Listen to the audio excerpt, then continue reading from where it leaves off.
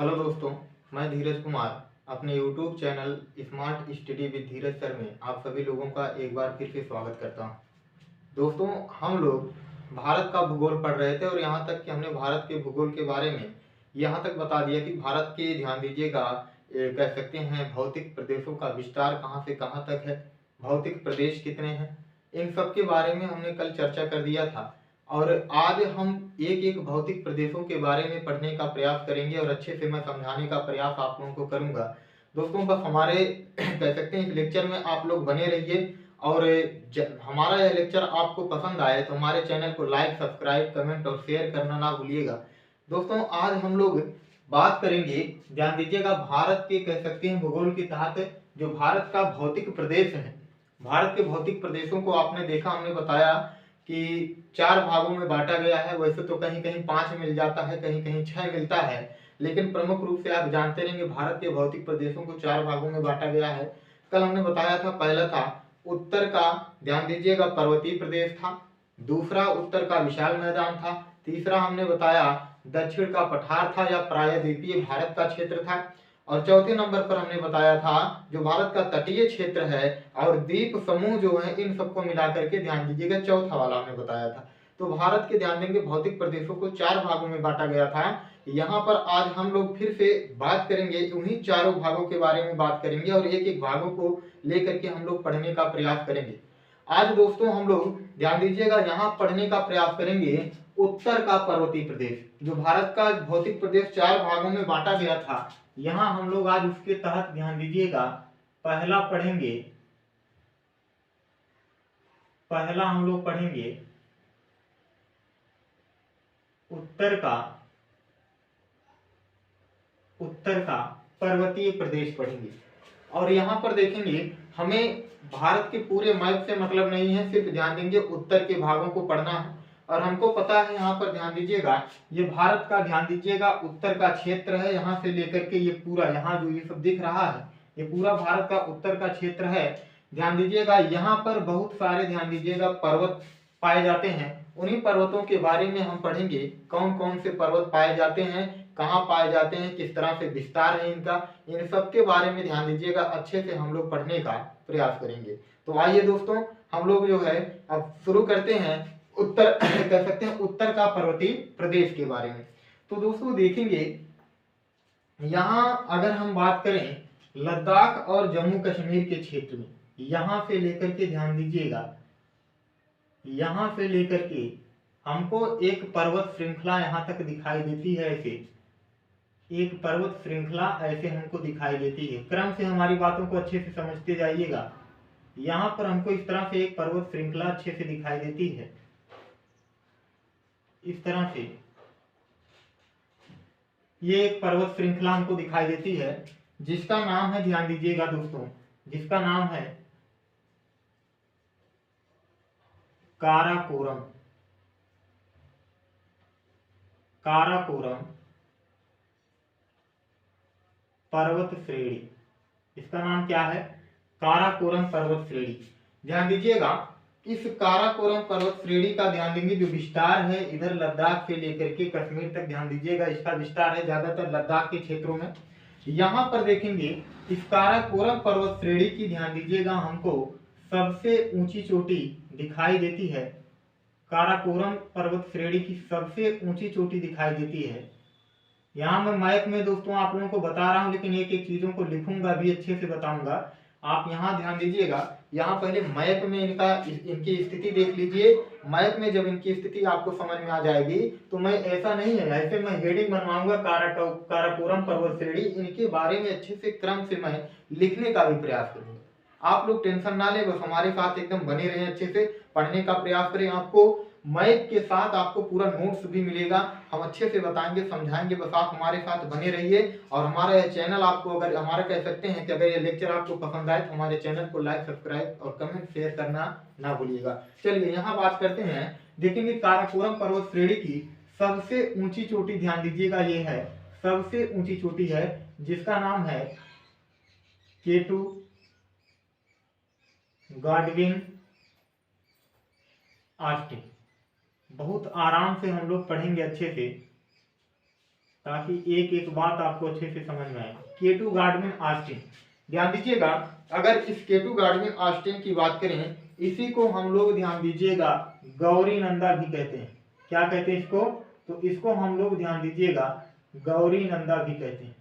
ठीक, इसको हम क्या कहते हैं? गौरी नंदा भी कहते हैं। यह ध्यान दीजिएगा काराकोरम पर्वत श्रेणी पर स्थित सबसे ऊंची चोटी है केटू गार्डविन ऑस्टिन, जो लद्दाख और पीओके के क्षेत्र में पड़ता है। अर्थात ऐसा क्षेत्र, पीओके का मतलब होता है पाक ऑक्युपाइड कश्मीर, यानी कि पाक अधिकृत कश्मीर, यानी कि कश्मीर का वह भाग जो ध्यान दीजिएगा किसके क्षेत्र में है? पाकिस्तान के कब्जे में है, वो पीओके का क्षेत्र कहलाता है। और ध्यान दीजिएगा यहीं पर पीओके के क्षेत्र में ही ध्यान दीजिएगा कि काराकोरम पर्वत श्रेणी की सबसे ऊंची चोटी है, ध्यान दीजिएगा, जिसका नाम है केटू गार्डविन ऑस्टिन। ठीक, इसी का और एक नाम है गौरी नंदा। और यह ध्यान दीजिएगा केटू गार्डविन ऑस्टिन की बात करें तो यह भारत की सबसे ऊंची चोटी है।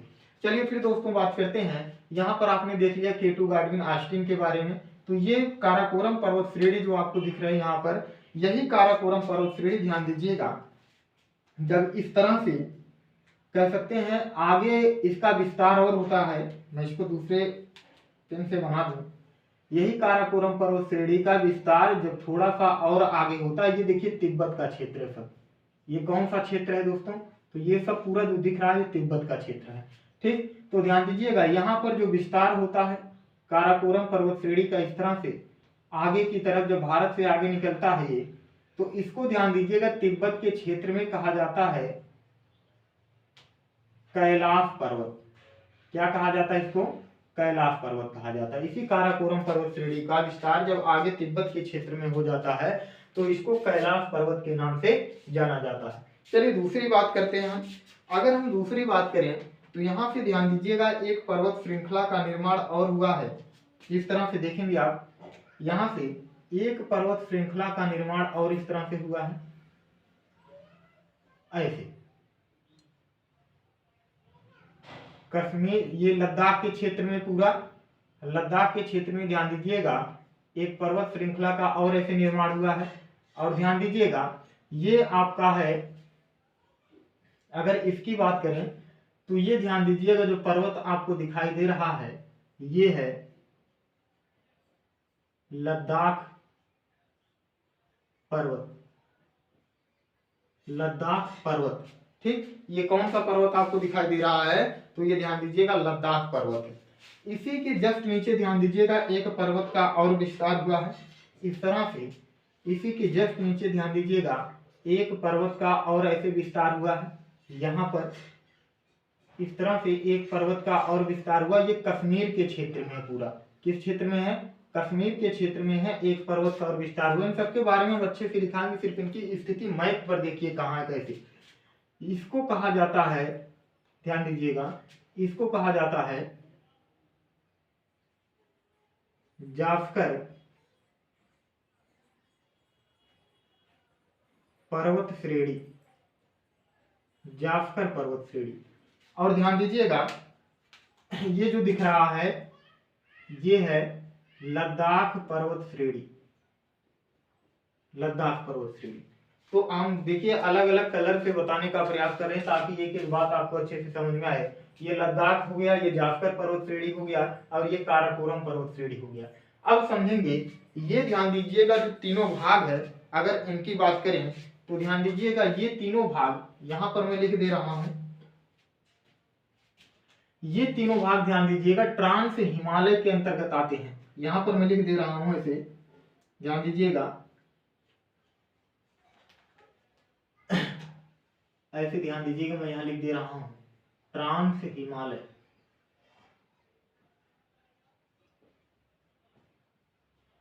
ट्रांस हिमालय। तो ये तीनों भाग ध्यान दीजिएगा किसके अंतर्गत आते हैं, यहां पर आप जानते रहेंगे कौन कौन सा। तो पहले नंबर पर है आपका काराकोरम, काराकोरम पर्वत श्रेणी किसके अंतर्गत आता है? ट्रांस हिमालय के अंतर्गत। दूसरा है ध्यान दीजिएगा आपका लद्दाख पर्वत श्रेणी, लद्दाख पर्वत श्रेणी। और ये किसके अंतर्गत आता है, तो ये भी ट्रांस हिमालय के अंतर्गत आता है।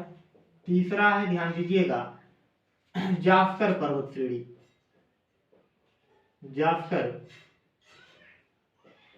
पर्वत श्रेणी, तीसरा है आपका जास्कर पर्वत श्रेणी। तो ध्यान दीजिएगा, ये तीनों जो पर्वत श्रेणियां आपको दिखाई दे रही हैं दोस्तों, ये तीनों जो दिखाई दे रही हैं, ये ध्यान दीजिएगा ट्रांस हिमालय के अंतर्गत आती है। ये ट्रांस हिमालय क्या है, तो इसको भी समझ लीजिएगा।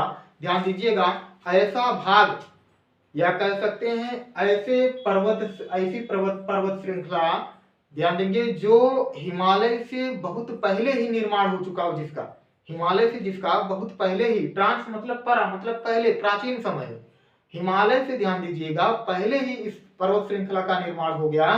तो ध्यान दीजिएगा, इसलिए उसको कहा गया ट्रांस हिमालय, यानी कि ट्रांस हिमालय के अंतर्गत 3 पर्वत श्रेणियां आती हैं, काराकोरम पर्वत श्रेणी, लद्दाख पर्वत श्रेणी और जास्कर पर्वत श्रेणी। ये 3 श्रेणियां आती हैं। यहाँ आप मैप में देख रहे हैं, यहाँ लद्दाख से लेकर के कश्मीर तक काराकोरम पर्वत श्रेणी, सिर्फ लद्दाख के क्षेत्र में ध्यान दीजिएगा आपको दिखाई देगा, कह सकते हैं कि लद्दाख पर्वत श्रेणी यहाँ कश्मीर के क्षेत्र में, ये पूरा लद्दाख का क्षेत्र है, लद्दाख के क्षेत्र में काराकोरम है, ये लद्दाख पर्वत श्रेणी है। यहाँ कश्मीर के क्षेत्र में आएंगे तो कश्मीर के क्षेत्र में जास्कर पर्वत श्रेणी है। यही तीनों पर्वत श्रेणियां मिलकर के ट्रांस हिमालय का निर्माण करती हैं। और ये केटू गार्डविन ऑस्टिन एक चोटी है काराकोरम पर्वत श्रेणी की, जो पीओके के क्षेत्र में है। और ध्यान दीजिएगा, यह भारत की सबसे ऊंची चोटी है। तो ये बातें जो है क्लियर हो गई होंगी आप लोगों को। तो ध्यान दीजिएगा, मैं और आगे बढ़ता हूँ और आगे इसको बताने का आप लोगों को प्रयास करता हूँ दोस्तों।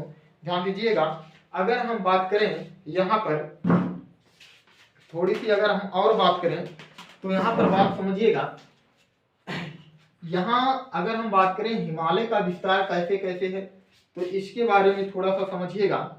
देखेंगे, अगर हम बात करें हिमालय का जो विस्तार है, तो यहां से लेकर के समझिएगा,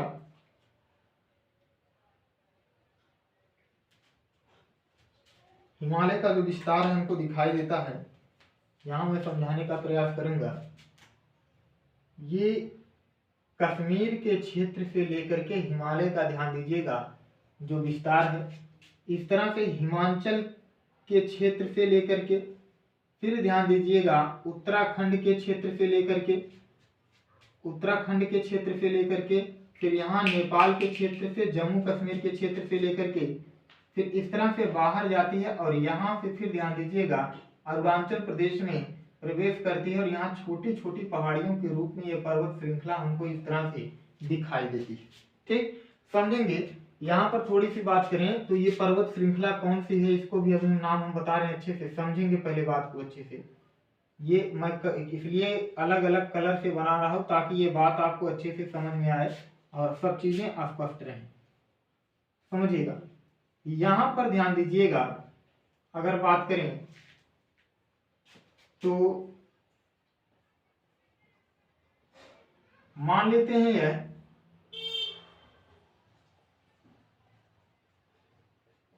हिमालय का, ध्यान दीजिएगा ए भाग है।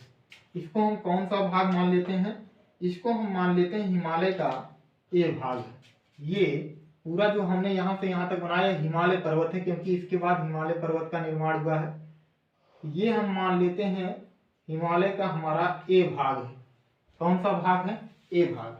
अब देखिए, कश्मीर से लेकर के यहाँ हिमाचल प्रदेश, हिमाचल प्रदेश के बाद उत्तराखंड, फिर इधर चला जाता है नेपाल, फिर इधर सिक्किम, फिर इधर अरुणाचल प्रदेश, ऐसे फैलता हुआ ध्यान दीजिएगा यह हिमालय का कह सकते हैं एक श्रृंखला है जो चली गई। अगर हम बात करें, ध्यान दीजिएगा यहाँ पर, तो ध्यान दीजिएगा यहाँ हिमाचल प्रदेश में, समझेंगे, ये हिमाचल प्रदेश का क्षेत्र है, ये उत्तराखंड का क्षेत्र है। यहाँ पर इस पर ध्यान दीजिएगा, हमको कई ध्यान देंगे पर्वत चोटियां नजर आती हैं। जैसे ध्यान दीजिएगा, अगर पर्वत चोटियों की बात करें तो ध्यान देंगे यहाँ पर देखेंगे सिक्किम के क्षेत्र में, ये पहले नेपाल के क्षेत्र में देखिएगा कौन सी पर्वत चोटी है। यहाँ पर नेपाल के क्षेत्र में एक हमको इस पर्वतमाला पर एक चोटी दिखाई देती है, ध्यान से इस बात को समझेंगे। यहाँ पर एक चोटी दिखाई देती है जिसका नाम है माउंट एवरेस्ट। इसका नाम क्या है, माउंट एवरेस्ट चोटी।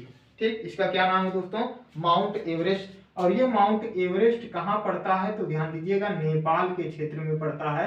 हालांकि इसके बारे में अलग से हमने बताया, जितनी बात मैं दोस्तों यहाँ आप लोगों को बता रहा हूँ, सब एक एक बातों को मैं लिखूंगा भी अच्छे से। यदि आप माउंट एवरेस्ट देख रहे हैं, इसको हेडिंग बनाएंगे, फिर इसके बारे में पूरा अच्छे से लिखेंगे। सिर्फ मैं इस मैप में ये बताने का प्रयास कर रहा हूँ कि इनकी स्थिति कहाँ कहाँ पर है, बस इस बात को समझिएगा।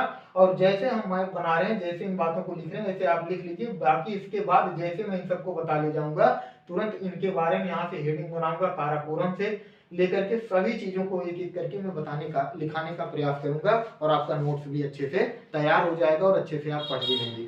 तो चलिए यहाँ पर ध्यान दीजिएगा, माउंट एवरेस्ट ध्यान दीजिएगा एक चोटी है। यहाँ सिक्किम के क्षेत्र में जाने पर, यहाँ पर ध्यान दीजिएगा एक चोटी हमको दिखाई देती है सिक्किम के क्षेत्र में। सिक्किम के क्षेत्र में एक चोटी दिखाई देती है जिसका नाम है कंचनजंगा। ये कहाँ हमको दिखाई देती है, सिक्किम के क्षेत्र में। सिक्किम के क्षेत्र में एक चोटी दिखाई देती है, ठीक। और समझिएगा, अगर हम बात करें तो ये चीज आपने देख लिया, तो यहाँ पर समझेंगे हिमालय का हमने इसको ए भाग मान लिया, या इसको फर्स्ट भाग मानेंगे। ध्यान दीजिएगा, यहाँ पर बात करेंगे ए भाग, अगर हम ए भाग की बात करें, ये जो ए भाग आप देख रहे हैं, तो ये ए भाग ध्यान दीजिएगा, इसका नाम क्या है पहले तो ये समझिए।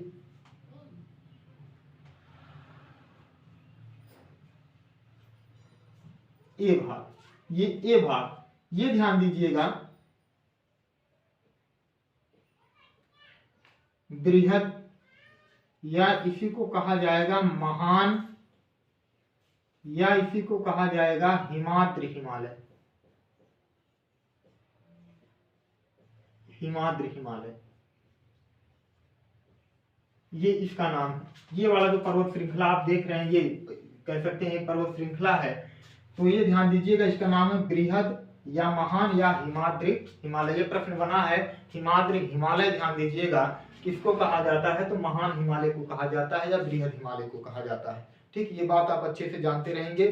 फिर आगे और हम थोड़ी सी चर्चा करें, थोड़ी सी अगर और हम चर्चा करें तो ध्यान दीजिएगा, यहाँ पर हमको एक परत और दिखाई देती है दोस्तों। यहाँ पर ध्यान दीजिएगा, हिमालय की हमको एक परत और ऐसी दिखाई देती है। यहाँ पर जाने के बाद इस तरह से ध्यान दीजिएगा, हिमालय की एक परत हमको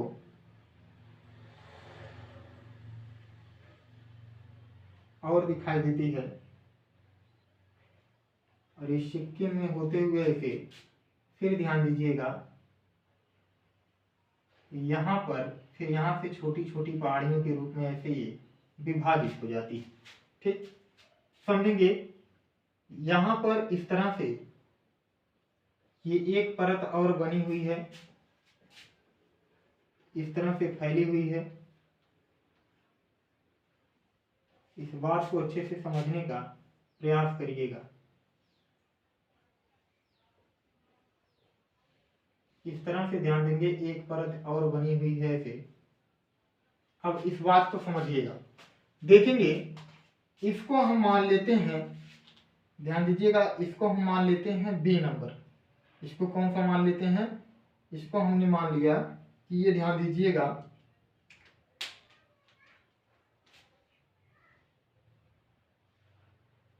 इससे नहीं लिख रहे हैं बल्कि दूसरे से लिखेंगे ताकि ये पता लगे कलर अच्छे से। चलिए इसको ब्लैक से ही लिख देते हैं हम लोग, ताकि कंफर्म रहे कि कौन सी परत कौन सी है। ये बी नंबर मान लेते हैं। अब ध्यान दीजिएगा, यहीं पर अगर हम देखेंगे तो यहाँ पर ध्यान दीजिएगा, इसकी जो है इस पर्वतमाला की, हिमाचल प्रदेश में इस पर्वतमाला की एक सबसे ऊंची चोटी दिखाई देती है, सबसे ऊंची चोटी दिखाई देती है इसकी, और जिसको हम लोग कहते हैं धौलागिरी। धौलागिरी, और ये धौलागिरी ध्यान दीजिएगा चोटी है जो मध्य हिमालय की सबसे ऊंची चोटी है, और ये पड़ता है कहाँ, हिमाचल प्रदेश में। कहाँ पड़ता है दोस्तों, हिमाचल प्रदेश में। समझिएगा, इस दूसरी बात को भी हम यहाँ लिख देते हैं। डी नंबर पर आपने देखा ये जो परत बनी हुई है, कह सकते हैं नीले रंग से जो हमने बनाया है, ये कौन सा हिमालय है? इसको कहा जाता है मध्य, इसको कहा जाता है लघु, या इसको कहा जाता है निम्न, या इसको कहा जाता है हिमाचल हिमालय। हिमाचल हिमालय, इसको क्या कहा जाता है? हिमाचल हिमालय कहा जाता है। ठीक, अब फिर समझेंगे, अगर यहाँ पर हम बात करें हिमाचल हिमालय के बारे में, तो हिमाचल हिमालय के बारे में अगर हम बात करें दोस्तों, तो ध्यान दीजिएगा जो हिमाचल हिमालय है हमारा, यह ध्यान दीजिएगा अलग अलग स्थानों पर इसका अलग अलग नाम रखा गया है। जैसे ध्यान दीजिएगा, अगर हम बात करें यहाँ से लेकर के यहाँ तक, तो इसको ध्यान दीजिएगा, यहाँ से लेकर के यहाँ तक अगर हम बात करें, समझेंगे थोड़ा सा, आप देख रहे होंगे इसको यहां से लेकर के यहां तक ध्यान दीजिएगा कहा जाता है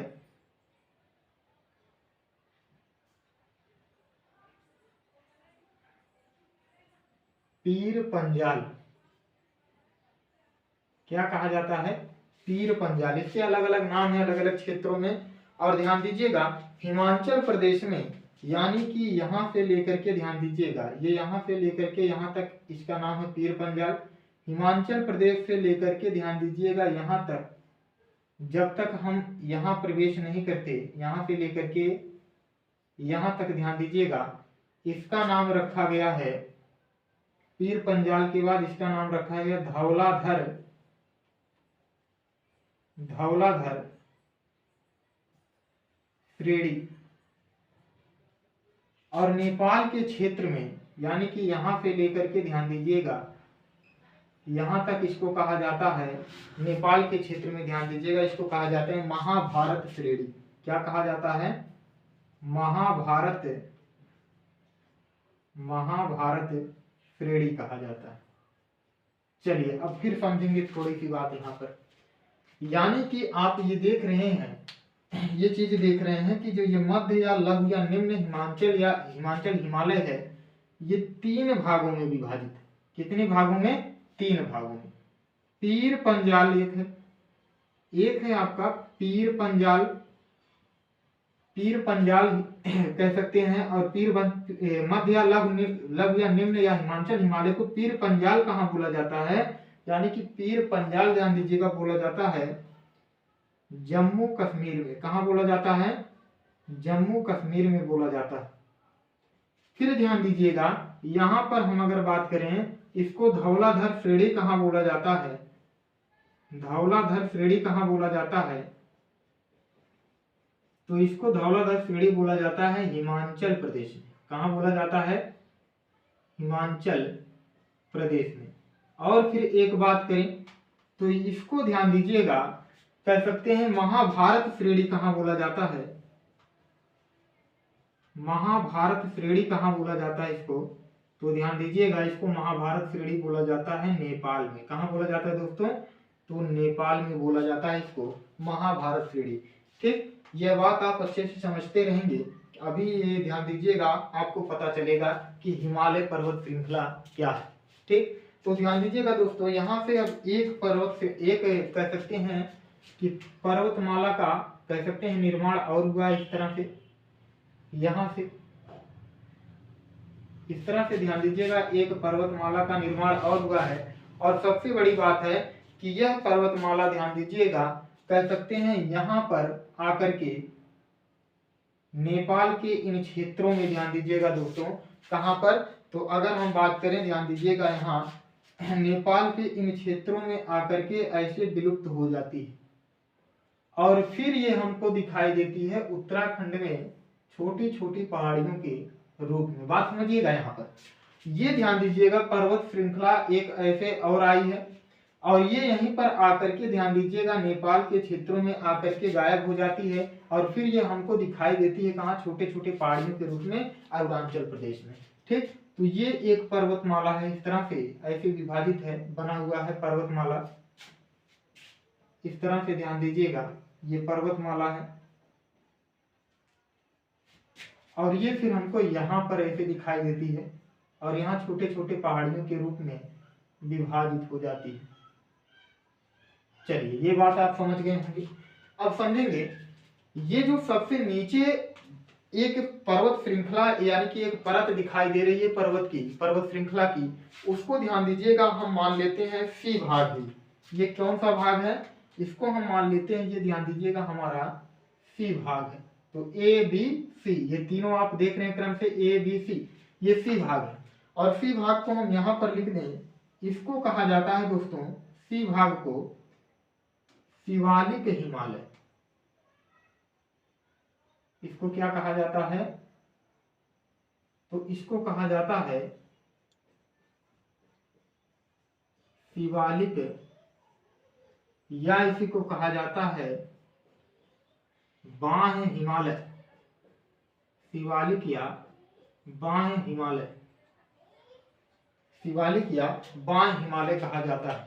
ठीक, तो ये ध्यान दीजिएगा, हिमालय का हमने एक विभाजन किया है। समझेंगे, सबसे बड़ी बात ये है, आप यहाँ पर बात समझिएगा, देखिएगा, ये तो हमने बना दिया, ये तीनों परत देख रहे हैं, इन्हीं तीनों परतों को मिलने से, ध्यान दीजिएगा, तीनों परतों के मिलने से निर्माण किसका हुआ है, आपका हिमालय का निर्माण हुआ। किसका निर्माण हुआ दोस्तों, तो ध्यान दीजिएगा,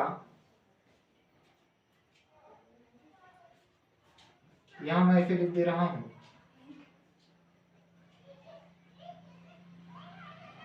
हिमालय, इन्हीं तीनों परतों के मिलने से ध्यान दीजिएगा किसका निर्माण हुआ है, हिमालय का निर्माण हुआ। ठीक, तो दोस्तों आप लोग, हमें पता है अच्छे से इस बात को समझ गए होंगे। ध्यान दीजिएगा, अगर आप इस बात को अच्छे से समझ गए हैं तो थोड़ा सा यहाँ एक दो पॉइंट और मैं लिख दूं, ये ध्यान दीजिएगा, ये हिमालय का जो विभाजन है, ध्यान दीजिएगा, सबसे पहले तो आप जानिएगा उत्तर से दक्षिण विभाजन है, उत्तर से दक्षिण विभाजन है। ठीक, और ये कैसा विभाजन है, ध्यान दीजिएगा, समानांतर विभाजन है। तो यहाँ लिख सकते हैं हम लोग, यहाँ लिखेंगे एक बार स्टार पॉइंट बनाकर, ये हिमालय का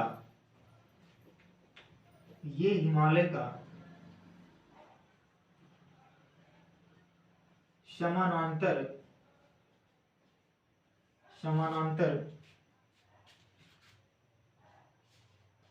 विभाजन है, समानांतर विभाजन है। ठीक, ये हिमालय का समानांतर विभाजन है। यह उत्तर से दक्षिण में विभाजित किया गया है, विभाजित किया गया है। ठीक, आप देखेंगे ऐसे विभाजन किया गया है, उत्तर से लेकर के दक्षिण में, इस तरह से ध्यान दीजिएगा इसका विभाजन किया गया है।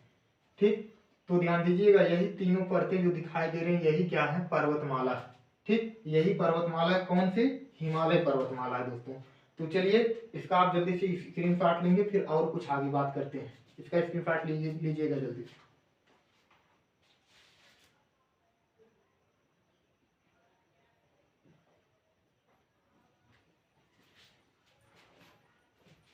चलिए दोस्तों, इसको हम लोग मिटाते हैं और आगे फिर थोड़ी सी चर्चा करते हैं। देखिएगा, चलिए ये सब मिटा देते हैं।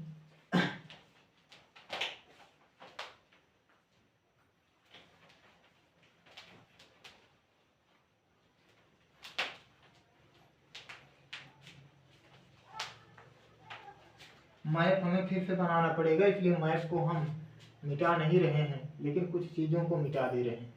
यहाँ पर इन चीज़ों को ध्यान दीजिएगा, मिटा दे रहे हैं, लेकिन आप जो है इसको फिर से फिगर बनाएंगे और फिर से ध्यान दीजिएगा इसको बनाने का प्रयास करेंगे। क्योंकि देखिए, मैं कुछ और बताने जा रहा हूँ यहाँ पर, कुछ और बातें यहाँ पर बताने जा रहा हूँ, तो उनको आपको समझना है। मैं इसको भी सही कर दे रहा हूँ।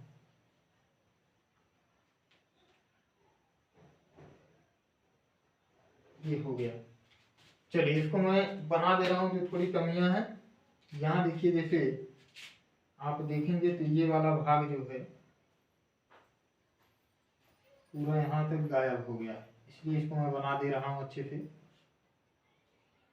और एक एक बातों को अच्छे से समझिएगा। चलिए, ये जो है बन गया है आपका। यहाँ थोड़ी सी एक और कमी है, ये वाला जो क्षेत्र दिख रहा है यहाँ से लेकर के ये वाला, ठीक, और ये ABC। चलिए, अब मैं एक चीज और आप लोगों को बताने जा रहा हूँ, बात समझिएगा अच्छे से, थोड़ा सा इम्पोर्टेंट है ये बात। ये उत्तर का पर्वतीय प्रदेश है, ध्यान दीजिएगा। और हम हिमालय का विभाजन पढ़ेंगे, लेकिन कैसे पढ़ना हिमालय का विभाजन, तो यहाँ पर मैं एक चीज बता दूं। यहाँ पर एक हेडिंग ऐसे आप बना लेंगे पहले, तब जाकर के इस फिगर को बनाइएगा। और फिगर को बनाने के बाद तब इन सब चीजों को इसमें बनाइएगा, दर्शाइएगा, और फिर जो मैं बताने जा रहा हूँ उसको बनाइएगा। तो यहाँ पर एक हेडिंग रहेगी, नदी घाटी के आधार पर, नदी घाटी के आधार पर,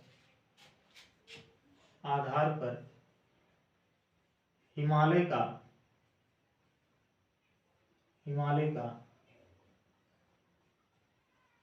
विभाजन। नदी घाटी के आधार पर हिमालय का विभाजन, ये चीजें मैं बताने जा रहा हूं, इसको पहले समझिएगा।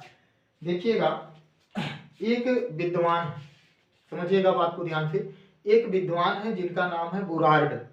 बुरार्ड नामक विद्वान ने, ध्यान दीजिएगा, हिमालय का विभाजन नदी घाटियों के आधार पर किया है। और कैसे किया है इसको मैं अभी अच्छे से आपको बताता हूँ। पहले आप जो है ध्यान दीजिएगा, इस बात को समझिएगा। यहाँ पर मैं थोड़ी सी इस बात को लिख दूं, यहाँ पर इस बात को लिख देता हूँ।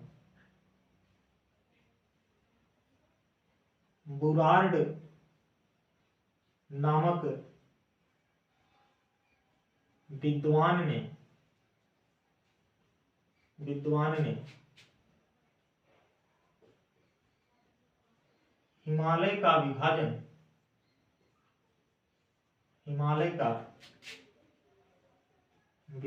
हिमालय का विभाजन,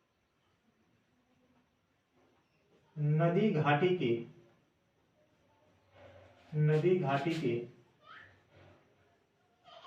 आधार पर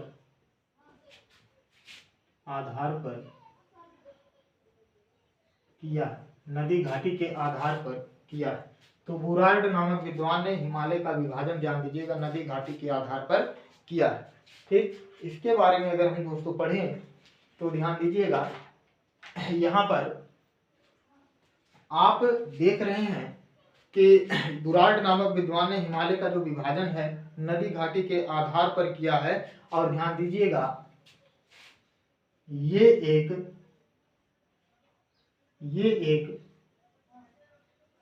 अनुदैर्ध्य विभाजन है,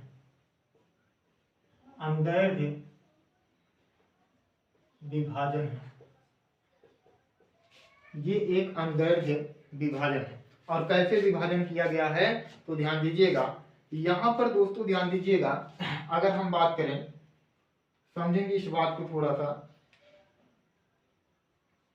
देखेंगे, आप देख रहे होंगे कि यहाँ पर अगर आप देखेंगे, ये काराकोरम पर्वत श्रेणी है, ये लद्दाख पर्वत श्रेणी है, ये जास्कर पर्वत श्रेणी है। अगर हम चले आए तिब्बत के क्षेत्र में तो ध्यान दीजिएगा, तिब्बत के क्षेत्र में हमको यहाँ पर ध्यान दीजिएगा दोस्तों, एक कह सकते हैं, यहाँ पर हमको एक, ध्यान दीजिएगा, झील दिखाई देती है, एक हमको झील दिखाई देती है जिसका नाम है मानसरोवर झील। बात समझेंगे यहाँ पर, मानसरोवर झील। इस मानसरोवर झील के ध्यान दीजिएगा, ठीक हम उत्तर में जाएंगे, यहाँ पर ध्यान दीजिएगा, हमको एक ग्लेशियर दिखाई देता है दोस्त, एक ग्लेशियर दिखाई देता है। और उस ग्लेशियर का नाम है, ध्यान देंगे, इस ग्लेशियर का नाम है चेमा युंग डुंग ग्लेशियर। बात समझेंगे। इस ग्लेशियर का नाम क्या है? चेमायुंगडुंग ग्लेशियर, यह नाम है। ठीक, और ध्यान दीजिएगा, कह सकते हैं एक प्रकार से चेमायुंगडुंग ग्लेशियर से ध्यान दीजिएगा एक नदी निकलती है। इस तरह से चेमायुंगडुंग ग्लेशियर से एक नदी निकलती है। यहाँ से ध्यान दीजिएगा एक नदी इधर से निकलती है, एक नदी इधर से निकलती है। तो बात समझेंगे, ये जो नदी निकलती है ध्यान दीजिएगा, ये क्या करती है, जो नदी ये निकलती है, यहाँ ध्यान देंगे, इस तरह से ध्यान दीजिएगा, यह नदी आती है कह सकते हैं लद्दाख पर्वत श्रेणी और जास्कर पर्वत श्रेणी। ये देखिए ऊपर वाला लद्दाख पर्वत श्रेणी, नीचे वाला जास्कर पर्वत श्रेणी। इन दोनों पर्वत श्रेणियों के मध्य से ध्यान दीजिएगा होते हुए ऐसे ध्यान दीजिएगा आती है और इधर आकर के ध्यान दीजिएगा ऐसे बाहर निकल जाती है, पाकिस्तान में प्रवेश करके फिर इधर चली जाती है और आकर के कहाँ गिर जाती है दोस्तों, इधर देखेंगे अरब सागर है, अरब सागर में आकर के गिर जाती है। तो ये एक नदी आ रही है, इस तरह से ये नदी आ रही है। तो ध्यान दीजिएगा, ये ध्यान दीजिएगा नदी है सिंधु नदी। कौन सी नदी है दोस्तों? ये सिंधु नदी है। ध्यान से समझेंगे इस बात को, ये सिंधु नदी है, सिंधु नदी। फिर समझेंगे, आप देखेंगे ये जो मानसरोवर झील है, मानसरोवर झील के ठीक ध्यान दीजिएगा पश्चिम में, मानसरोवर झील के ठीक पश्चिम में ध्यान दीजिएगा हमको एक झील यहां पर दिखाई देती है, यहां पर, और इस झील का नाम है राकस। इस झील का नाम है ध्यान दीजिएगा राकस ताल झील। क्या नाम है? तो इस झील का नाम है राकस ताल झील, नाम है इसका। इस राकस ताल झील से ध्यान दीजिएगा कह सकते हैं एक नदी निकलती है और उस नदी का नाम ध्यान दीजिएगा है सतलज नदी। उस नदी का नाम क्या है? सतलज नदी। और यह सतलज नदी ध्यान दीजिएगा इस तरह से आती है, इस तरह से आती है। तो यह ध्यान दीजिएगा हिमाचल प्रदेश और फिर पंजाब से होते हुए ध्यान दीजिएगा ऐसे इधर चली आती है, हिमाचल प्रदेश और पंजाब से होते हुए ऐसे इधर चली आती है। तो ये ध्यान दीजिएगा एक नदी आ रही है जिसका नाम है सतलज नदी। जिसका नाम है क्या दोस्तों? सतलज नदी। ये सतलज नदी है, ठीक, सतलज नदी है।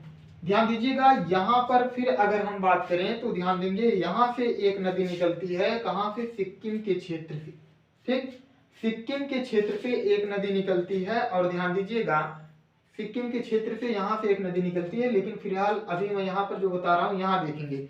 यहाँ अगर बात करें तो ध्यान दीजिएगा मानसरोवर झील के पास से, यहाँ से मानसरोवर झील के पास से ध्यान दीजिएगा एक नदी निकलती है और उस नदी का नाम ध्यान दीजिएगा है, कह सकते हैं एक प्रकार से काली नदी है। उस नदी का नाम क्या है? काली नदी है।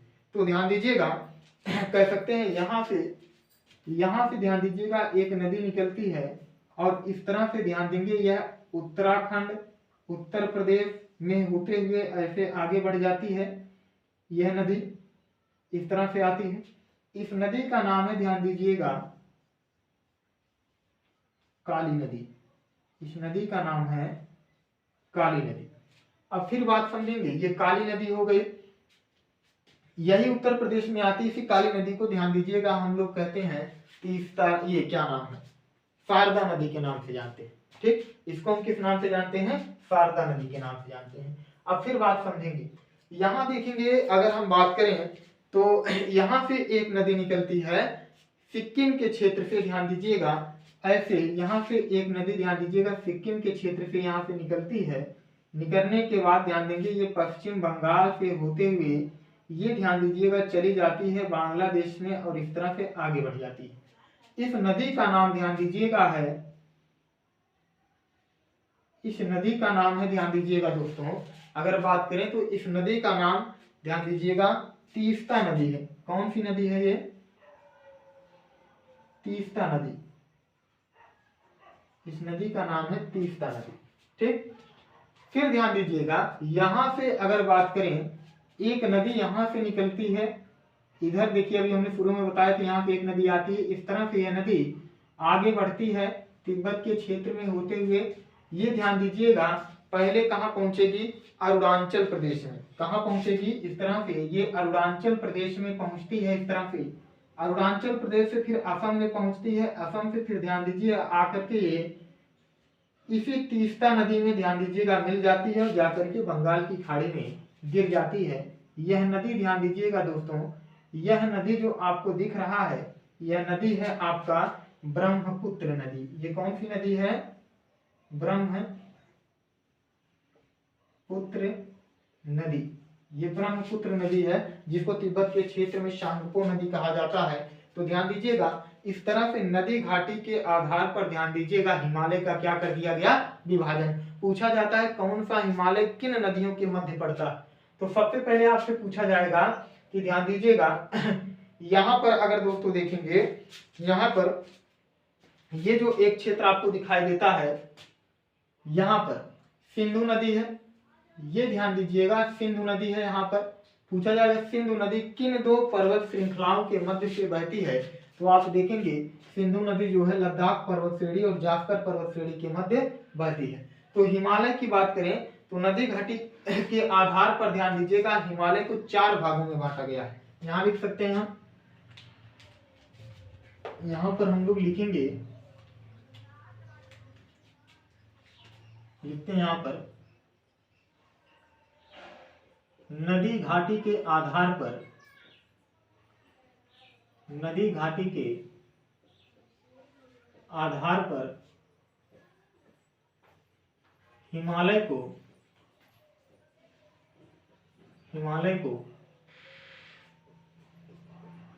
4 भागों में, 4 भागों में बांटा गया है। नदी घाटी के आधार पर ध्यान दीजिएगा हिमालय को कितने भागों में बांटा गया है, 4 भागों में बांटा गया है। अब समझेंगे यहां पर देखिएगा अगर बात करें पूछा जाएगा कि सिंधु नदी और सतलज नदी के बीच के हिमालय को क्या कहा जाता है। कहने का मतलब क्या है, ध्यान दीजिएगा यहां से लेकर के जो ये वाला क्षेत्र आपको पूरा दिखाई दे रहा है, यहां से लेकर के यहां तक ये जो पूरा क्षेत्र दिखाई दे रहा है, ये लेकर के यहां से यहां तक, इसको हम लोग यहां से कहेंगे, ये ध्यान दीजिएगा कश्मीर या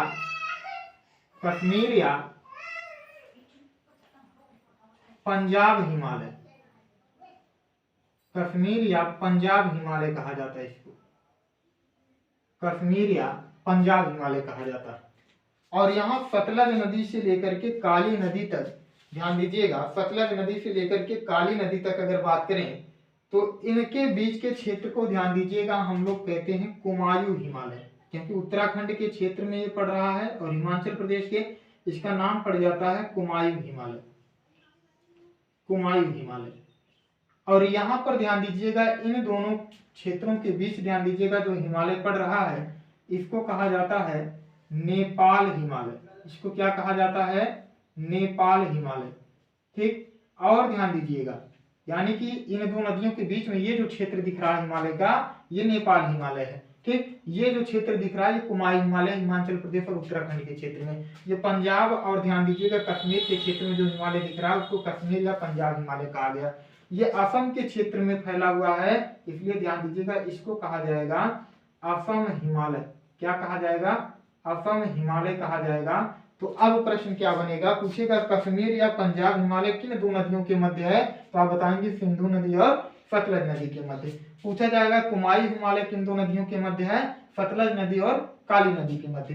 नेपाल हिमालय का विस्तार किन दो नदियों के मध्य है, तो आप बताएंगे तीस्ता और काली नदी के मध्य। फिर पूछेगा असम हिमालय का विस्तार किन दो नदियों के मध्य, तो आप बताएंगे ब्रह्मपुत्र, ये असम हिमालय का ध्यान देंगे विस्तार किन दो नदियों के मध्य है, तो तीस्ता और ब्रह्मपुत्र नदियों के मध्य। ये बात जो है आपको अच्छे से समझ में आ गई होगी। चलिए इस बात को हम यहाँ पर लिख देते हैं। तो 4 भागों में बांटा गया है, कौन कौन सा भाग है ध्यान दीजिएगा। सबसे पहले नंबर पर अगर हम बात करें तो हमारा है कश्मीर या पंजाब हिमालय, कश्मीर या पंजाब हिमालय है दोस्तों। और कश्मीर या पंजाब हिमालय ध्यान दीजिएगा किन दो नदियों के मध्य है, तो ये ध्यान दीजिएगा किन दो नदियों के मध्य पड़ता है ये, तो ये ध्यान दीजिएगा पड़ता है सिंधु नदी व सतलज नदी। तो यहाँ लिखेंगे सिंधु नदी व सतलज नदी के मध्य पड़ता है, सतलज नदी के मध्य पड़ता है। फिर आगे अगर हम बात करें थोड़ी सी, तो यहाँ पर ध्यान दीजिएगा दूसरे नंबर पर आपसे पूछ लेगा कौन सा, ध्यान दीजिएगा हिमालय है, तो आप बताएंगे कुमायूं हिमालय। कौन सा हिमालय है? कुमायूं हिमालय है। और ये कुमायूं हिमालय की अगर हम बात करें तो ध्यान दीजिएगा दोस्तों किन दो नदियों के मध्य ये पड़ रहा है, तो आप देख रहे हैं ये पड़ रहा है सतलज और काली नदी के मध्य। तो यहाँ पर सतलज व काली नदी के मध्य, काली नदी के मध्य। तीसरे नंबर पर बात करें अगर, तो यहां पर देखेंगे तीसरे नंबर पर जो हिमालय दिख रहा है हमको, ये है नेपाल हिमालय, नेपाल हिमालय। अब इस नेपाल हिमालय की अगर बात करें तो दोस्तों ध्यान दीजिएगा ये नेपाल हिमालय जो है बटा हुआ है, ध्यान देंगे किन दो नदियों के बीच में है, तो ये काली नदी और तीस्ता नदी के मध्य है। काली नदी व तीस्ता नदी के मध्य है। फिर अगर बात करें चौथे नंबर पर, तो ध्यान दीजिएगा चौथे नंबर पर अगर हम बात करें इस तरह से यहाँ पर, तो ध्यान दीजिएगा ये हिमालय का नाम है असम हिमालय, असम हिमालय। अब ये असम हिमालय किन दो नदियों के मध्य पड़ता है, तो ध्यान दीजिएगा असम हिमालय जो है ये पड़ता है आपका तीस्ता व ब्रह्मपुत्र नदी के मध्य, तीस्ता व ब्रह्मपुत्र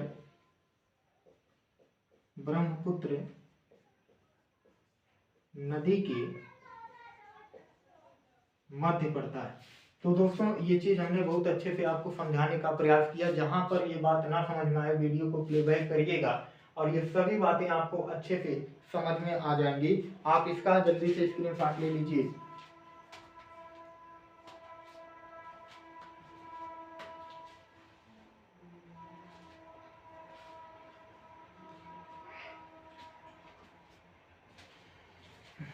चलिए दोस्तों, आज के इस लेक्चर में बस इतना ही। हमारा प्रयास रहा कि मैं आपको बहुत अच्छे से समझा पाऊँ एक एक बातों को, इसलिए मैं अलग अलग कलर का प्रयोग किया, अलग अलग कह सकते हैं लाइनों को कैसे बताया, किस तरह से कि ये कौन सी रेखा है, ये कौन से पर्वत श्रृंखलाएं हैं, इन सब के बारे में अच्छे से बताने का प्रयास किया।